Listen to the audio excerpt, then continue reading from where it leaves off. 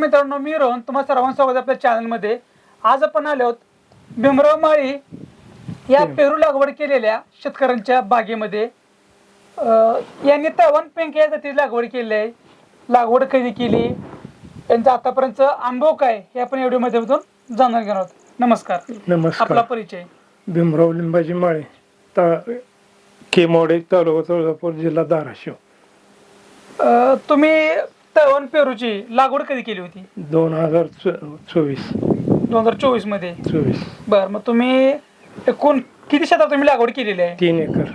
बरं, मग त्यात तुम्हाला रोपं किती लागली? 3150. पण तुमच्या लागवडीचं अंतर किती आहे? 2 रोपांमधलं, 2 लाईन मधलं? 2 लाईन मधलं 7, 2 रोपांमधलं 6 फूट. रोपाई तुम्ही खरेदी कुठून केली होती? येवती शरद गोडशे नर्सरी. बरं, मग त्यावेळेस तुम्हाला रोपं त्यांनी जी प्रोव्हाइड केली, ती रोपांची क्वालिटी कशी होती? मर वगैरे काय झाली का त्यामध्ये? मर नाही, 1 नंबर रोप होती, 1 लेवल रोप, खात्रीशीर. उंची वगैरे समान, निरोगी? समान निरोगी होती रोप. काय मर वगैरे झाली का काय? नाही. तुम्ही गोडशे नर्सरी यांच्याकडूनच का रोपांची खरेदी केली? पहिला अनुभव होता. 2016ला आम्ही पहिले थाईशेवनची लागण केलेली होती. बरं, मग त्यांच्याकडून रोपं खरेदी केली होती. म्हणजे त्या अनुभवाच्या जोरावर तुम्ही यांच्याकडून लागवड करण्यासाठी रोपांची खरेदी केलेली आहे. बरं, तवन पिंक हा पेरू सध्या मार्केटमध्ये कसा आहे किंवा रेट कसा भेटतोय? काय रेट? सर्वसाधारण 40 ते 50 रुपये मिळतोय, कमी जास्त. आणि एकरी टनामध्ये सांगायचं म्हणलं तर आपल्याला बसलं बघा, एकरी 50 टनाचा ॲव्हरेज पहिल्या वर्षी बसलेला आहे. मग त्या 1 एकरामध्ये तुम्हाला उत्पन्न किती भेटलं होतं पैशामध्ये सांगायचं म्हणलं तर? 9 लाख. 9 लाख रुपये भेटलं होतं. सध्या तुमच्या बागेमध्ये सध्या फळधारण झालेले आहे, काय माल थोडं हार्वेस्टिंग तयार झाला असेल तर सध्याची क्वालिटी काय सांगू शकता तुम्ही? सध्या 55-60 रुपये रेट चालू आहे. फळ साईज किती झालेले आहे? काय फळाची साईज बघा, 300 पासून 400 पर्यंत. मला पहिल्या वर्षी एकरी 50 टन, मग एवढं ॲव्हरेज करणं शक्य कसं झालं तुम्हाला? आमचं कष्ट आहे ना तेवढं. मग काय वेगळं काय तुम्ही केलं त्याच्यामध्ये? मी गवखत, परत सेंद्रिय खत, बॅगा कंटिन्यू वापरतो. बरं, म्हणजे लिक्विडचं स्वरूप तुम्ही ड्रिपन सोडून दिलं होतं. म्हणजे तुमचं कष्टाच्या जोरावर तुम्ही एकरी 50 टन तुम्ही उत्पन्न पहिल्या वर्षी काढलेलं आहे. परत ह्या वर्षी तुमचं काय टार्गेट? एकरी किती निघायचं पाहिजे? एकरी 45-50 निघालाच पाहिजे. तेवढं उत्पन्न तुम्ही काढणारच.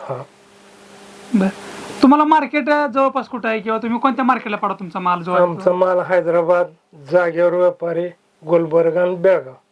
तुम्हाला कुठंही जायची गरज नाही.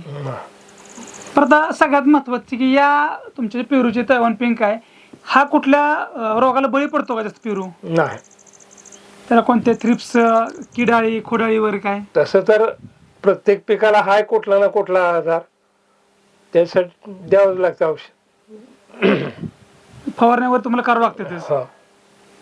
मग इतर नवीन जे युवा शेतकरी ज्यांना पेरू लागवड करायची आहे, त्यांनी कोणती व्हरायटी चॉईस केली पाहिजे? पिंक तैवान आणि हेना, या 2 जाती निवडाव्या. बरं, 1 नंबरला पिंक तैवानची चॉईस निवड केली पाहिजे. बरं, आता ही निवड झाली, पण रोपं कुठून घ्यावी? काय तुमचं काय लोकांना गोडशे नर्सरी होते, त्यांच्याकडून रोपं घ्यायला पाहिजे? त्याच्यावर तुम्हाला खात्रीशीर निरोगी रोपं भेटतात?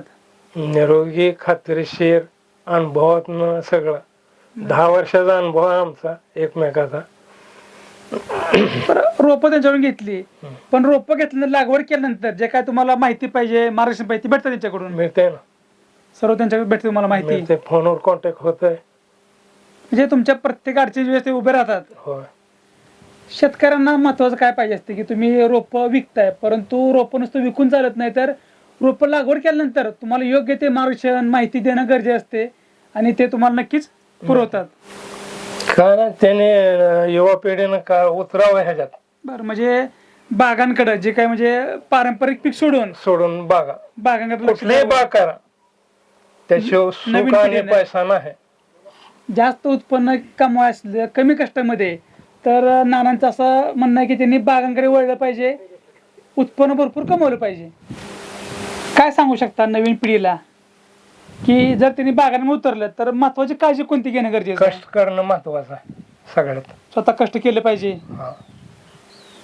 कष्टाच्या जोरावर जसं यांनी सांगितलं की यांनी एकरी 50 टनापर्यंत ॲव्हरेज काढलेलं आहे. जर तुमचं आज वय किती चालूला? माझं 65 आहे माझा चालू. जर 65 वर्षाचे बाबा जर एवढं उत्पन्न काढत असतील तर युवा पिढी 20, 25, 30 वर्षापर्यंत मुलांनी यांच्याकडे उत्पन्न करायला काय सुद्धा अडचण नाही. हे यांच्या कष्टातून आपल्याला साध्य झालेलं आहे. आणि नक्कीच आपल्या चाहकुळांच्या भविष्याला यांच्या पुढच्या उत्पन्न करायचे जे जोश आहे, अजूनही यांचा जेवढी जोश आहे तसा जो जोश यांनी कायम ठेवून उत्पन्न काढलं पाहिजे एवढीच अपेक्षा. तुमच्या पुढे वाटतेच हार्दिक शुभेच्छा. धन्यवाद. नमस्ते.